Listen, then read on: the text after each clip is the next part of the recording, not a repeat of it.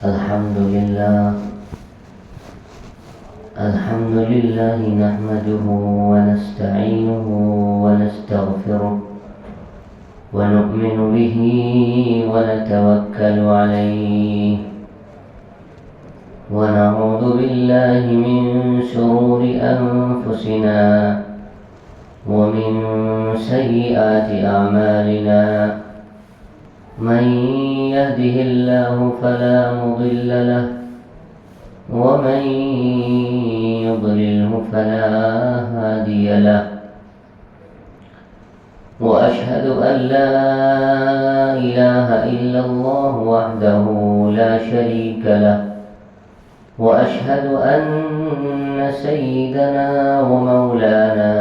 محمدا عبده ورسوله صلى الله تعالى عليه وعلى آله وأصحابه وأزواجه وذرياته وبارك وسلم تسليما كثيرا أما بعد فأعوذ بالله من الشيطان الرجيم بسم الله الرحمن الرحيم يا أيها الناس اتقوا ربكم الذي خلقكم من نفس واحدة وخلق منها زوجها وبث منهما رجالا كثيرا ونساء واتقوا الله الذي تساءلون به والأرحام إن الله كان عليكم رقيبا وقال النبي صلى الله عليه وسلم تنكح المرأة بأربع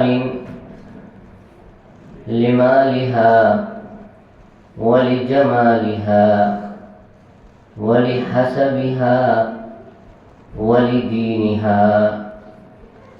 فاظفر بذات الدين تربت يداك أو كما قال النبي صلى الله عليه وسلم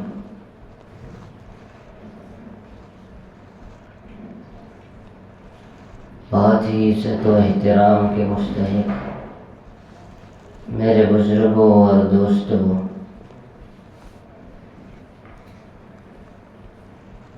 ابھی میں نے آپ حضرات کے سامنے وہ آیت تلاوت کی ہے جس آیت کو خطبہ نکاح میں پڑھی جاتی ہے اور نکاح پڑھانے والا اس خطبے کو اہتمام سے پڑھتا ہے۔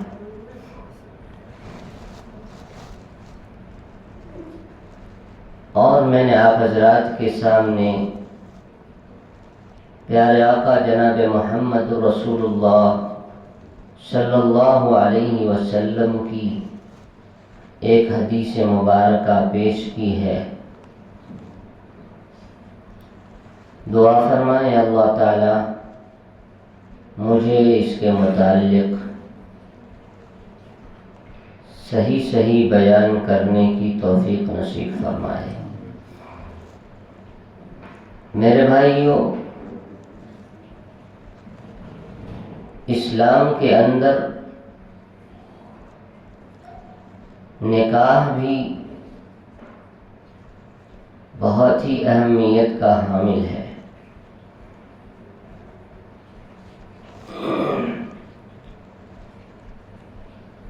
جس پر معاشرے کی بنیاد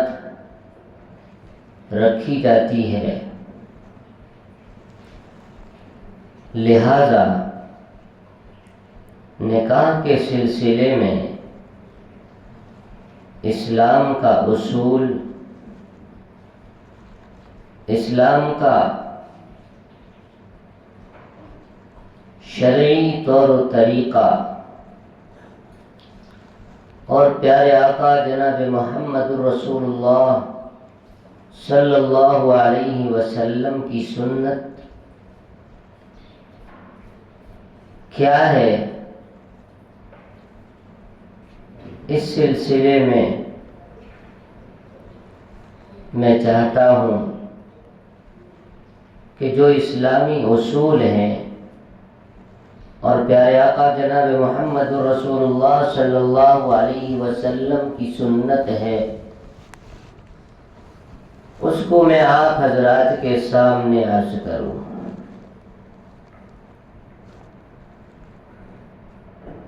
پیارے آقا جناب محمد رسول اللہ صلی اللہ علیہ وسلم نے فرمایا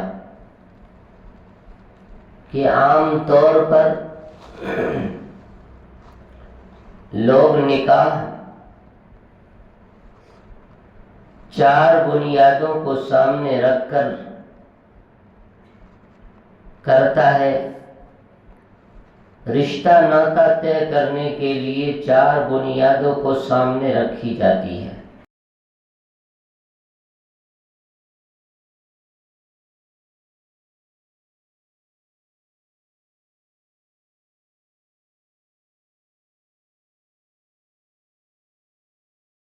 بعض لوگ یہ دیکھتے ہیں لڑکے کی مالی حیثیت کیا بنیاد بنا کر رشتہ ناطہ طے کیا جاتا ہے، اور لڑکے والے بھی یہ دیکھتے ہیں کہ لڑکی اور اس کے باپ کی مالی حیثیت کیا ہے، اور مال کو بنیاد بنا کر رشتہ ناطہ طے کیا جاتا ہے۔ کچھ لوگ یہ دیکھتے ہیں کہ لڑکا یا لڑکی خوبصورت ہے یا نہیں۔ لڑکی والے یہ دیکھتے ہیں کہ لڑکا خوبصورت ہے یا نہیں، اور لڑکے والے یہ دیکھتے ہیں کہ لڑکی خوبصورت ہے یا نہیں۔ خوبصورتی اور حسن و جمال کو بنیاد بنا کر رشتہ قائم کرتے ہیں،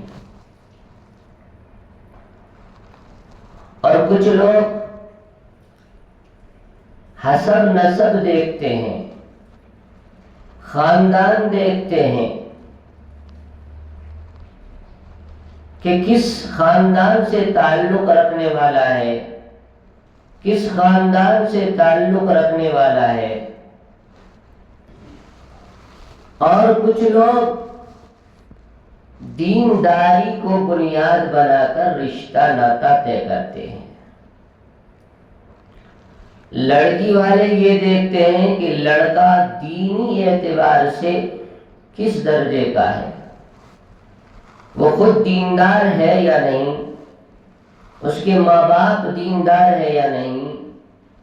اس کے خاندان والے دیندار ہیں یا نہیں۔ یہ 4 بنیادیں ہوتی ہیں رشتہ ناطہ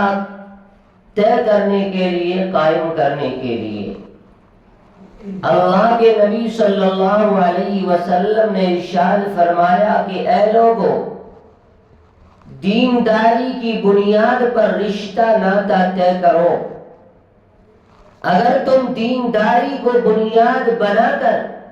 رشتہ ناطہ قائم کرتے ہو، طے کرتے ہو، تو تم کامیاب ہو جاؤ گے۔ لیکن بہت ہی افسوس کے ساتھ یہ بات کہی جاتی ہے، یہ بات کہنا پڑ رہا ہے کہ آج کل لوگ مال کو تو بنیاد بنا کر رشتہ قائم کرتے ہیں، خوبصورتی کو بنیاد بنا کر رشتے ناطے طے کرتے ہیں، حسب نسب کو بنیاد بنا کر رشتہ ناطہ طے کرتے ہیں، لیکن اگر کوئی چیز نہیں دیکھی جاتی، کسی کو بنیاد نہیں بنایا جاتا، تو وہ دینداری ہی ایسی چیز ہے جس کو لوگ آج کل نہیں دیکھتے۔ دینداری کو پس پشت ڈال دیا جاتا ہے اور لوگ صرف مالی حیثیت کو دیکھتے ہیں، خوبصورتی کو دیکھتے ہیں، حسب نسب اور خاندان کو دیکھتے ہیں،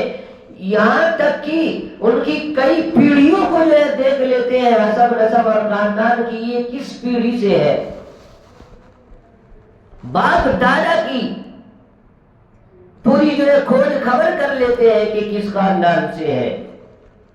لیکن دین کو بنیاد نہیں بنایا جاتا، دینداری نہیں دیکھی جاتی۔ جبکہ اللہ تعالیٰ نے قرآن کریم میں بیان فرمایا کہ ہم نے تو حسب نسب اور خاندان یہ صرف اور صرف تعارف کے لیے بنایا ہے۔ چنانچہ اللہ تعالیٰ قرآن کریم میں فرماتے یا ایھا الناس انا خلقناکم من ذکر وانثی وجعلناکم شعوبا وقبائل لتعارفوا ان اکرمکم عند اللہ اتقاکم۔ اے لوگو، ہم نے تمہیں ایک مرد اور عورت سے پیدا کیا اور ہم نے تمہارے درمیان قبائل اور خاندان بنائے۔ کیوں؟ لتعارفوا، صرف تعارف کے لیے، پہچان کے لیے کہ یہ فلاں خاندان سے تعلق رکھنے والا ہے۔ یہ کوئی نکاح قائم کرنے کے لیے کوئی خاص وجہ نہیں ہے کہ اس کو بنیاد بنایا جائے۔ مالداری یہ آنی جانی ہے، مال کسی کے پاس ہر وقت نہیں رہتا۔ ہو سکتا ہے کہ آج کا جو مالدار کہلاتا ہے کل وہ فقیر کہلاوے۔ وہ مال آنے جانے کی چیز ہے، لہذا اس کو بنیاد بنانا کوئی عقل مندی کی بات نہیں۔ اسی طریقے سے خوبصورتی، یہ حسن و جمال کو بنیاد بنانا، یہ خوبصورتی اور حسن و جمال بھی ہمیشہ رہنے والی نہیں ہے۔ ایک نہ ایک دن یہ خوبصورتی ڈھل جائے گی اور ختم ہو جائے گی، چہرے پر جھریاں آ جائے گی۔ اور حسب نسب اور خاندان میں یہ بھی کوئی ایسی بنیاد بنانے کی چیز نہیں ہے کہ جس کی بنیاد پر رشتے ناطے قائم کیے جائے، بلکہ دینداری کو بنیاد بنانا یہ اسلامی تعلیم ہے۔ پیارے آقا جناب محمد رسول اللہ صلی اللہ علیہ وسلم نے فرمایا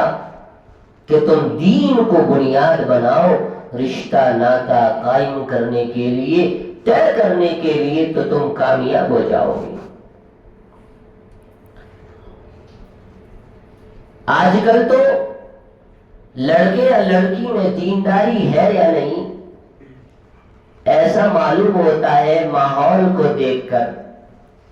کہ یہ صرف نکاح پڑھانے والے قاضی صاحب پر چھوڑ دیتے ہیں۔ اسی وجہ سے ہم دیکھتے ہیں کہ بعض جگہوں پر قاضی صاحب نکاح پڑھانے والے جب نکاح پڑھاتے ہیں تو خطبے کے بعد لڑکے کو کلمہ پڑھاتے ہیں کہ بھائی قاضی صاحب اس کو کلمہ پڑھا دو تاکہ پتہ چلے کہ یہ جو ہے مسلمان ہے۔ اور اگر کسی قاضی صاحب نے کلمہ پڑھانا بھول گیا تو پھر بعد میں لوگ اشکال بھی کرتے ہیں کہ حضرت آپ نے کلمہ نہیں پڑھایا۔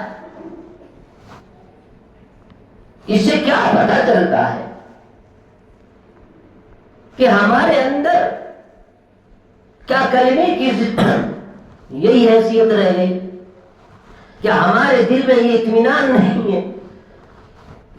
کہ لڑکا دیندار ہے یا نہیں، ہم مطمئن نہیں ہوتے. اور ظاہر سی بات ہے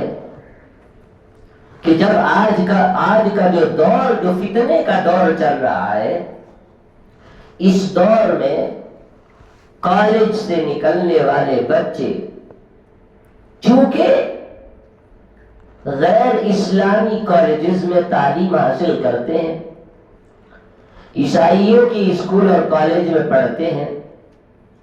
وہاں پر ان کے ذہنوں میں اسلام کے خلاف طرح طرح کی باتیں اور شکوک و شبہات ڈالی جاتی ہے، جس کی وجہ سے آج اکثر ہمارے نوجوان غیر اسلامی کالج میں تعلیم حاصل کرنے والے یہ فکری ارتداد میں پھنسے ہوئے ہیں. پتہ نہیں کہ وہ اسلام کے مستقبل سے خوش ہے یا نہیں، وہ کہیں اسلام کے مستقبل سے مایوس تو نہیں ہے، کہیں اسلامی نظام کو فرسودہ تو نہیں سمجھتا، کسی شک و شبہات میں تو وہ پھنسا ہوا نہیں ہے اسلام کے سلسلے میں، لہذا اسے کلمہ پڑھایا جاتا ہے. میں اس کو اچھی چیز سمجھتا ہوں.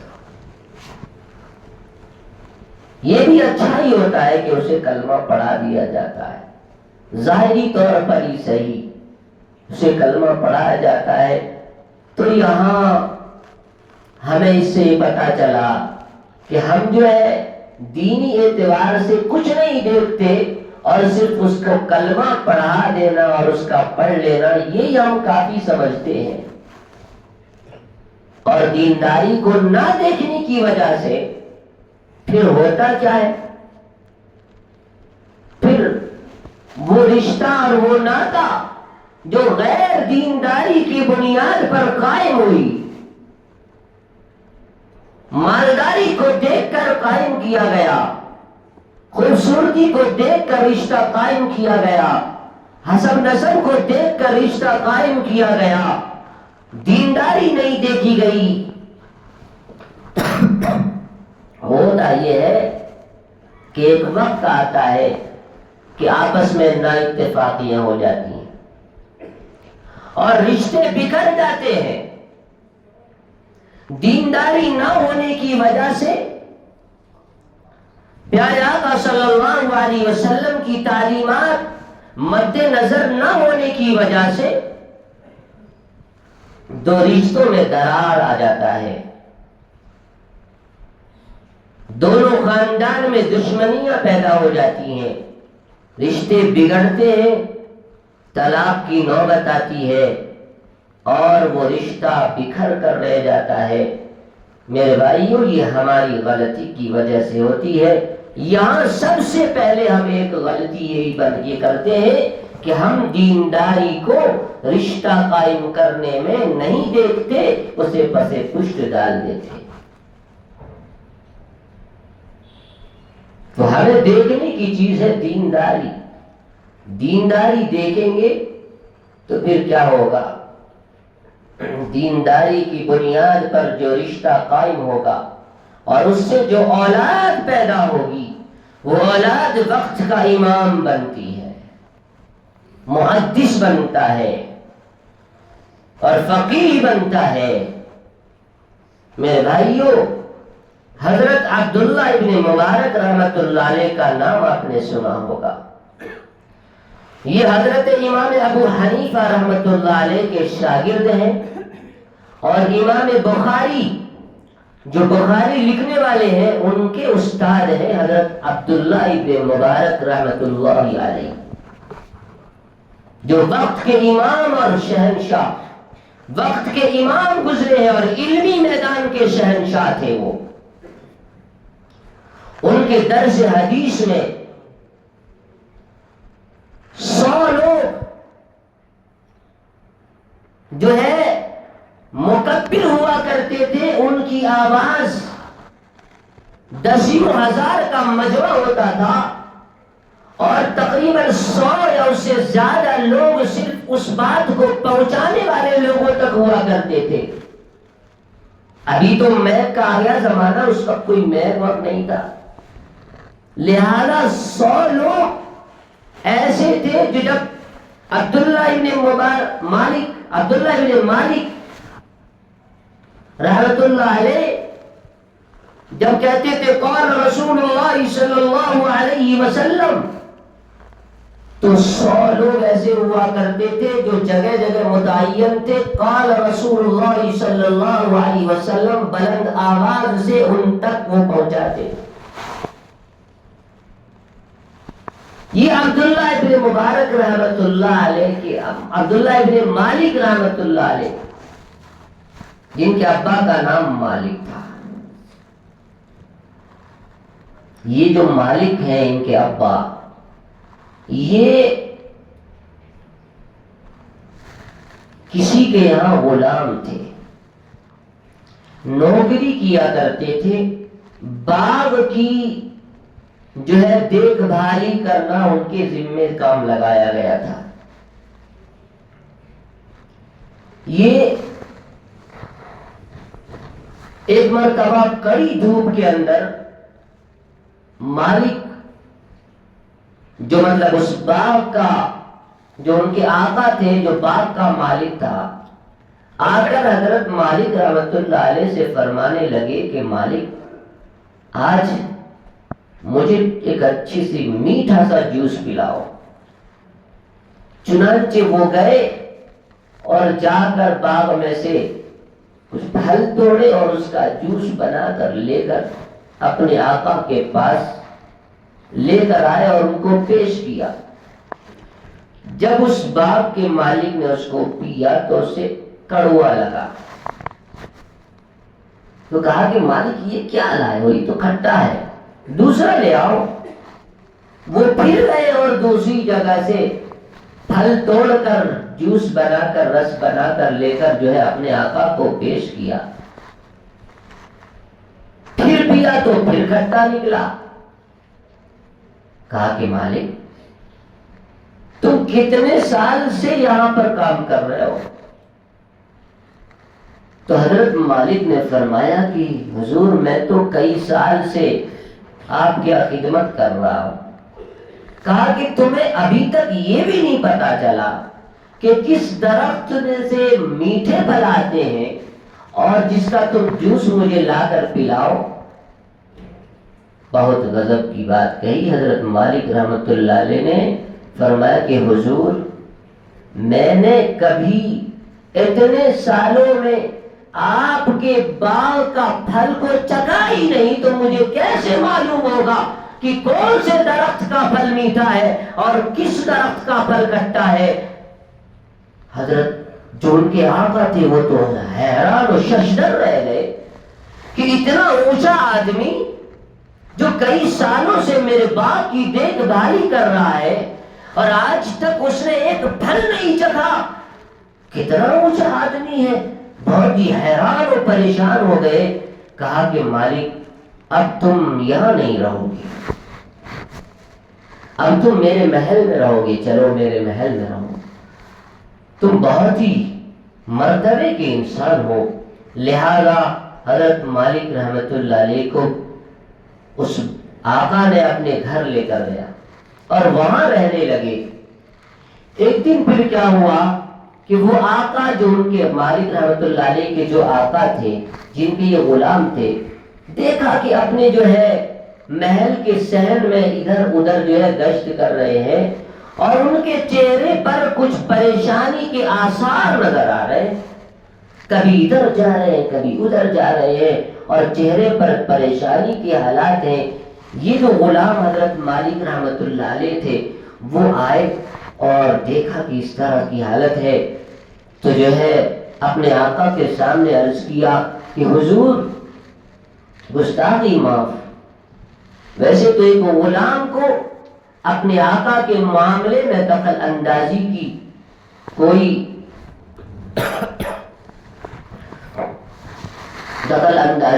جو ہے ضرورت نہیں، لیکن پھر بھی میں آپ سے یہ جاننا چاہتا ہوں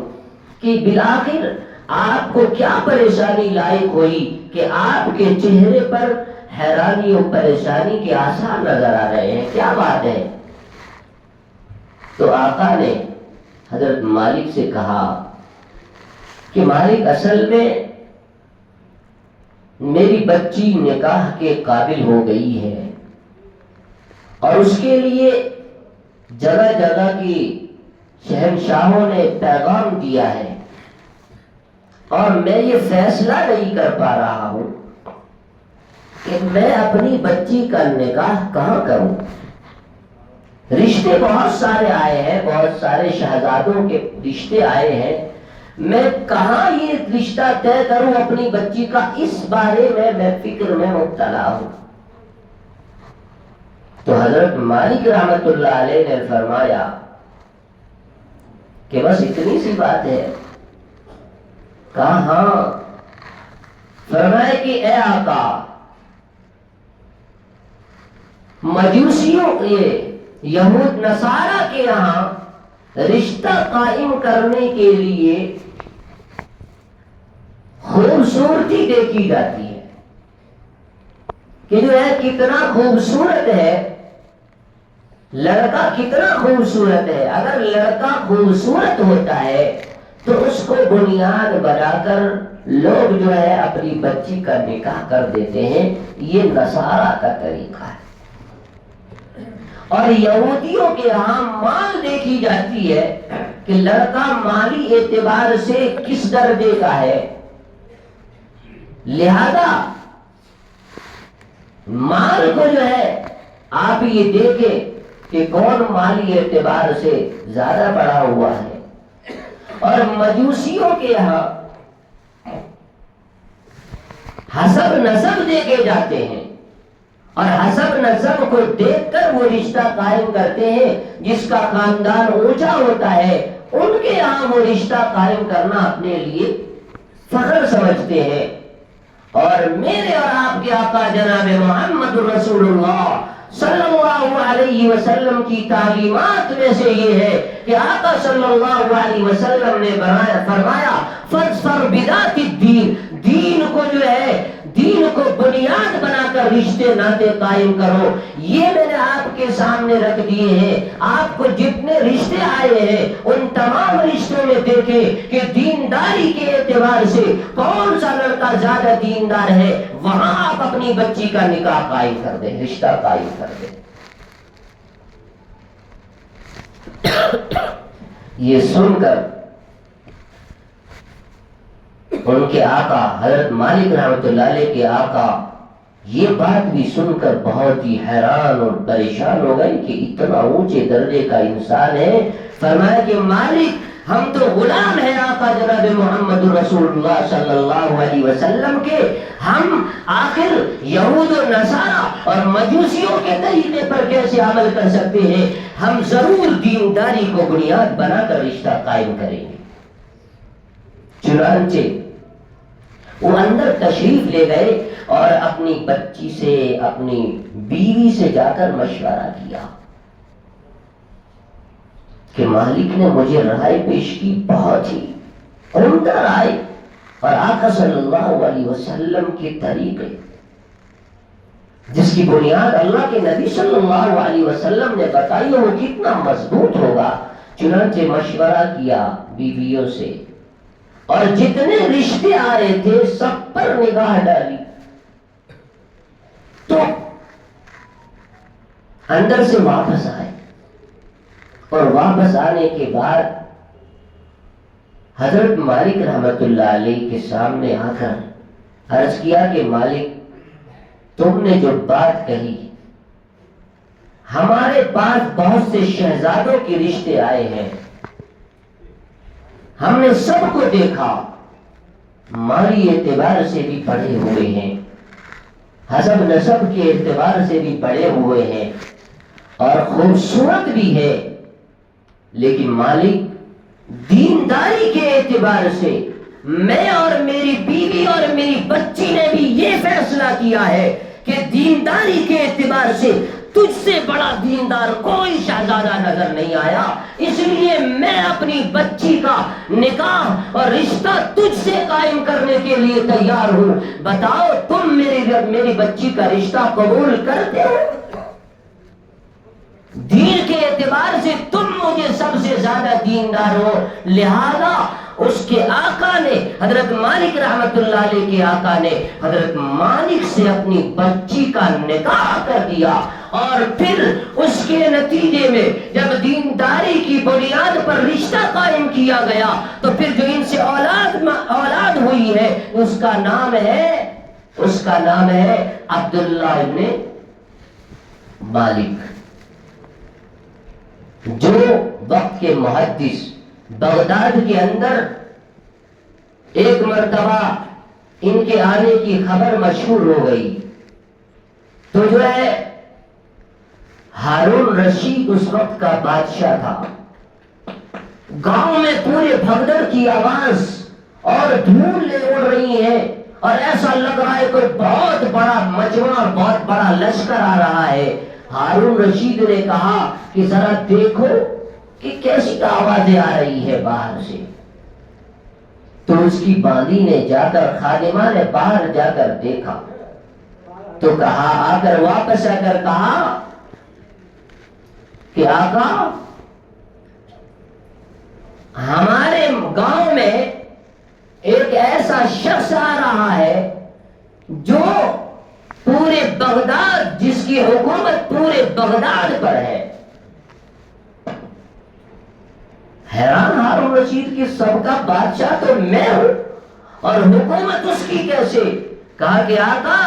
آپ کی حکومت تو بغداد کے لوگوں کے جسم پر ہے، لیکن وہ آنے والا شخص، اس کی حکومت تمام بغداد کے لوگوں کے دلوں پر ہے۔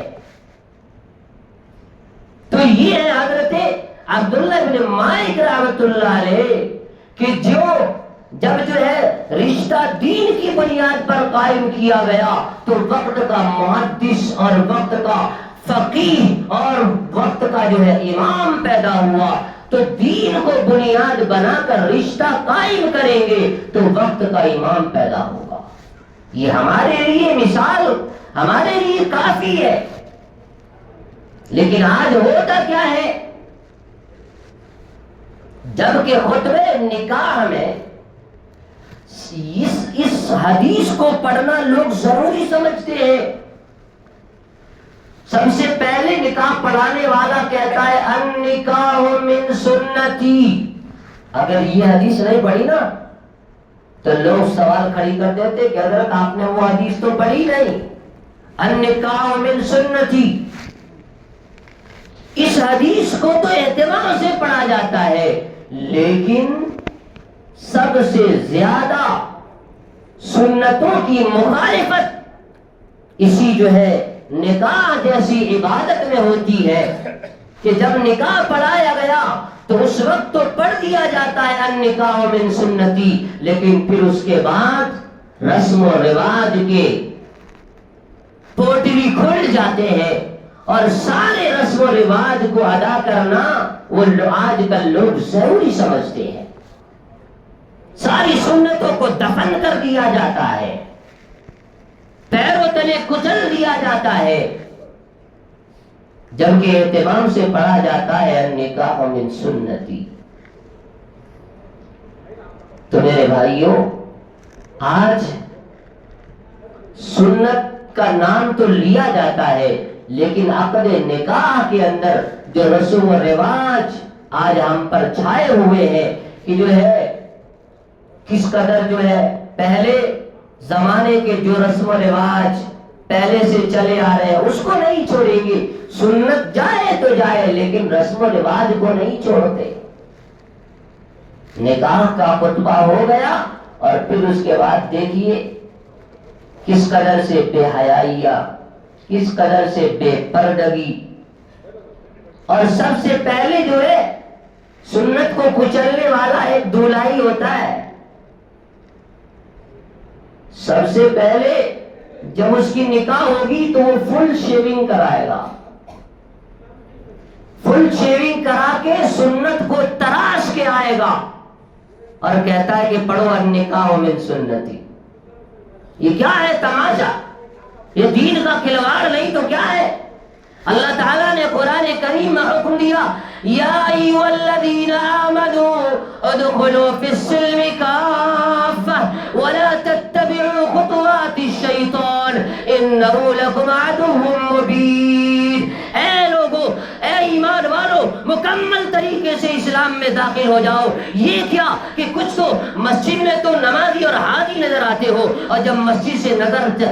سے چلے جاتے ہو تو تم بے ایمان نظر آتے ہو، سنتوں کے کچلنے والے نظر آتے ہو، اسلامی اصول کو جو ہے پسے پشت ڈال دینے والے نظر آتے ہو۔ یہ کیسی مسلمانی ہے؟ یہ کیسے مسلمان ہو؟ شیطان کے طریقے پر ہم چلتے ہیں۔ داڑھی کو فل نکال دیا جاتا ہے، پہلی سنت کو کچل دیا جاتا ہے۔ حدیث میں آیا کہ عورتوں کسی مشابہت نہ اختیار کرو، لعن رسول اللہ صلی اللہ علیہ وسلم المتشبہین من الرجال بالنساء۔ اللہ کے نبی صلی اللہ علیہ وسلم نے ان مردوں پر لعنت فرمائی ہے جو عورتوں سی شکل اور مشابہت اختیار کرتے ہیں۔ اور من المتشبہات بالرجال، اور ان عورتوں پر اللہ کے نبی صلی اللہ علیہ وسلم نے لعنت بیان فرمائی ہے جو مردوں کی سی شکل و صورت اور شباہت اور لباس اختیار کرتے ہیں۔ جینس پینٹ پہنیں گی اور پورا فل میک اپ ہوگی، سارے زیورات سامنے نظر آنی چاہیے، وہاں پر برقع اور پردہ کو جو ہے پھینک دیا جاتا ہے اٹھا کر، تاکہ سارے غیر محرموں کی نظر اس پر پڑے اور گویا کہ سارے لوگ نگاہ کے زنا میں مبتلا ہو جائے۔ میرے بھائیو، آنکھوں کا زنا، غیر محرم پر نظر ڈالنا یہ آنکھوں کا زنا ہے۔ تو میرے بھائیو، آج سارے رسم و رواج جو ہے سنت کا نام تو لیا جاتا ہے، لیکن سارے رسم و رواج اس میں لائے جاتے ہیں۔ جس کی وجہ سے ہوتا کیا ہے؟ آج جو ہماری بچیاں ارتداد کی شکار ہو رہی ہیں، اس کی ایک وجہ یہ بھی ہے کہ مخلوط تعلیم، اسکولوں میں مخلوط تعلیم بچے اور بچیاں ایک ساتھ پڑھتی ہے، اور پھر وہاں سے نگاہ بدنگاہی ہوتی ہے، اور پھر رشتے جو ہے آہستہ آہستہ تعلقات بڑھتے جاتے ہیں، اور ایک مسلمان بچی غیر مسلم بچے سے تعلق قائم کر لیتی ہے، اور پھر وہ ایک وقت آتا ہے کہ وہ اس سے نکاح کرنے پر، شادی کرنے پر تل جاتی ہے، اور وہ گویا کہ اسلامی نظام کو، اللہ کے نبی صلی اللہ علیہ وسلم کی سنت کو، اسلامی تعلیمات کو پس پش ڈال کر وہ غیروں کے ساتھ نکاح کرنے کے لیے تیار ہو جاتی ہے۔ اور آج نکاح پر سینکڑوں ہزاروں لاکھوں روپے خرچ کر دیے جاتے ہیں۔ میرے بھائیوں، یہی پیسے اگر ایسا ہوتا کہ ان پیسوں کو استعمال کر کے ایک جو ہے اسلامی کالج قائم کیا جاتا، اسلامی یونیورسٹی قائم کی جاتی، جہاں پر بچوں کے پڑھنے کا نظام الگ ہوتا، بچیوں کے پڑھنے کا نظام الگ ہوتا، تو پھر اس طرح سے جو ہے ارتداد کی راہ ہموار نہیں ہوتی، ہماری بچیاں غیروں کے ساتھ نہیں جاتی۔ لیکن یہ کون فکر کرے؟ لاکھوں روپے اڑا دیتے ہیں شادی بیاہ میں، جبکہ اللہ کے نبی صلی اللہ علیہ وسلم نے فرمایا کہ جو ہے سب سے بہترین نکاح وہ ہے جس میں سب سے کم خرچ ہو، آدھے سے زیادہ کھانا برباد ہوتا ہے، اس پر لوگ لاکھوں روپے خرچ کرنے کے لیے تیار ہیں، لیکن آج مسلمان کے بچیاں ارتداد سے بچے، اس کے لیے اسکول اور کالج قائم کرنے کی کوئی فکر نہیں۔ میرے بھائیوں، ہر مالدار جو اپنے بچے اور بچیوں کے نکاح میں لاکھوں روپے خرچ کرنے کی امید لیے بیٹھے ہیں، وہ اگر یہ سوچ لے کہ میں اتنا خرچ نہ کر کے میں ان پیسوں کو مسلمان بچے اور بچیوں کے لیے اسلامی کالج، اسلامی اسکول، اسلامی مدرسے اگر میں ان چیزوں پر لگاؤں تو جو ہے امت کا کتنا فائدہ ہوگا، کتنے مسلمان بچے اور بچیاں ارتداد سے، کفر و شرک سے بچ جائیں گی۔ اگر یہ ہو جائے تو میرے بھائیوں امت کے لیے کتنا بڑا خیر وجود میں آئے گا، لیکن ان چیزوں کو پسے پشت ڈال دیا جاتا ہے اور میرے بھائیوں گویا کہ اسلام کی دھجیاں اڑا دی جاتی ہے، جس کی وجہ سے ہمارا اثر، ہمارا رسوخ اور جو ہماری اسلامی تعلیمات ہیں ان میں دیوالیہ لگ جاتا ہے کہ ہم اسلام کے نام لیوا اور ہم اسلامی تعلیمات سے بے خبر، ہم اللہ کے نبی صلی اللہ علیہ وسلم سے محبت کے دعوے کرنے والے، اور جب وقت پڑے تو اس کی سنت کو ضائع کر دیتے ہیں، نالیوں کی نظر کہہ دیتے ہیں، کچرے میں بہا دیتے ہیں۔ نہیں میرے بھائیوں، اللہ کے نبی صلی اللہ علیہ وسلم نے یہ اصول بتلائے رشتے ناطے قائم کرنے کے لیے کہ انسان 4 وجہ سے جو ہے رشتہ قائم کرتا ہے۔ چنانچہ اللہ کے نبی صلی اللہ علیہ وسلم نے فرمایا تنکح المرأة لمالها ولجمالها ولحسبها ولدينها فاظفر بذات الدين تربت یداک، کہ لوگ رشتے قائم کرتے ہیں مال کی بنیاد پر، جمال کی بنیاد پر، حسب نسب کی بنیاد پر اور دین کی بنیاد پر۔ اے لوگوں کان کھول کر سن لو، تم اگر جو ہے بنیاد بنانا رشتہ قائم کرنے کے لیے، طے کرنے کے لیے، تو دین کو بنانا، اگر تم دین کو بنیاد بناؤ گے تو تم کامیاب ہو جاؤ گے۔ اور جب نکاح ہو جاتا ہے تو چونکہ بہت ساری بے خبری کی وجہ سے اور جو ہے اسلامی تعلیمات سے بے خبر ہونے کی وجہ سے، بے توجہی ہونے کی وجہ سے، ایک دوسرے کے حقوق کے ادا نہ کرنے کی وجہ سے آپس میں نا اتفاقیہ ہوتی ہے، اس لیے آیت پڑھی جاتی ہے نکاح میں، یا ایھا الناس اتقوا ربکم الذی خلقکم من نفس واحدہ وخلق منها زوجها وبث منهما رجالا كثيرا ونساء واتقوا الله الذي تساءلون به والأرحام ان اللہ کان علیکم رقیبا۔ اے نکاح کرنے والے لڑکوں اور لڑکیوں، یاد رکھو یہ نکاح تو کر رہے ہو، پھر اس کے بعد تمہاری ذمہ داری اور بڑھ جاتی ہے، تمہارے آپس میں ایک دوسرے کے ساتھ معاملات ہونے والے ہیں، ایک دوسرے کے ساتھ تم زندگی بسر کرنے والے ہو، ایک خاندان کا ملاؤ دوسرے خاندان سے ہونے والے ہیں، لہذا اس بات کا خیال رہے کہ ایک خاندان والے دوسرے خاندان والے کے حقوق کی پاسداری کرے، ایک لڑکا سامنے والی لڑکی کے حقوق کی پاسداری کرے۔ لہذا اس کو وجود میں لانے کے لیے، عمل میں لانے کے لیے اللہ کا ڈر دل میں ہونا چاہیے۔ اللہ سے ڈرو گے، ایک دوسرے کے حقوق کو ادا کرو گے، اللہ کا ڈر تمہارے دل سے نکل جائے گا، حیا تمہارے اندر سے نکل جائے گی، تو پھر دین تمہارے اندر باقی نہیں رہے گا، اور دین باقی رہے گا تو پھر تم ایک دوسرے کے حقوق ادا نہیں کر پاؤ گے۔ لہذا یا ایھا الناس اتقوا ربکم، اپنے اس رب سے ڈرو جس نے تمہیں ایک مرد اور عورت سے پیدا کیا، فخلق منها زوجها، اس میں سے جوڑے بنائے، وبث منهما رجالا كثيرا، اور پھر پھیلا دیے بہت سارے مردوں، بہت سارے لوگوں کو۔ پھر کہا واتقوا اللہ الذی تساءلون به والارحام، اللہ سے ڈرو، تم سے پوچھا جائے گا،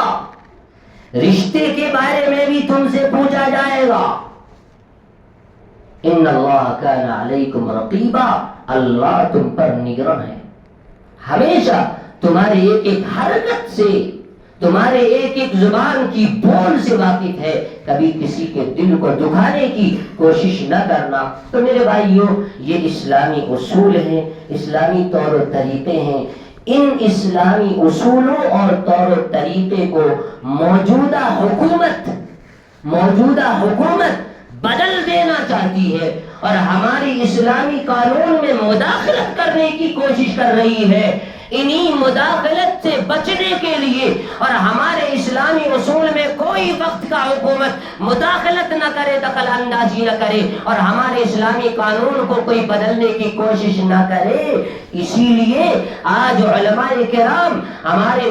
پوری جو ہے ملکی لیول مکمل پر جو ہے کوشش کر رہے ہیں، محنت کر رہے ہیں کہ ہمارا اسلامی نظام باقی رہے۔ اس لیے کس طرح سے باقی رہے، ہمیں کیا اقدامات کرنے کی ضرورت ہے، اسی لیے قدوس صاحب عیدگاہ میں 24 تاریخ آنے والے اتوار کو ایک بہت بڑا پروگرام رکھا گیا ہے، جس میں ہم اور آپ کو یہ مدعو کیا گیا ہے کہ آپ سبھی حضرات وہاں جمع ہو کر اس سلسلے میں رہنمائی حاصل کریں۔ اللہ تعالی ہم سب کو کہنے سننے سے زیادہ عمل کی توفیق عطا فرمائے۔ ہمارے اپنے رشتے ناتوں میں اللہ جو ہے محبت اور پیار اور الفت جو ہے ہمیں پیدا فرمائے، اور ہمیں رشتہ قائم کرنے کے لیے دینداری کو مد نظر رکھنے کی توفیق عطا فرمائے۔ وما توفیقی الا باللہ۔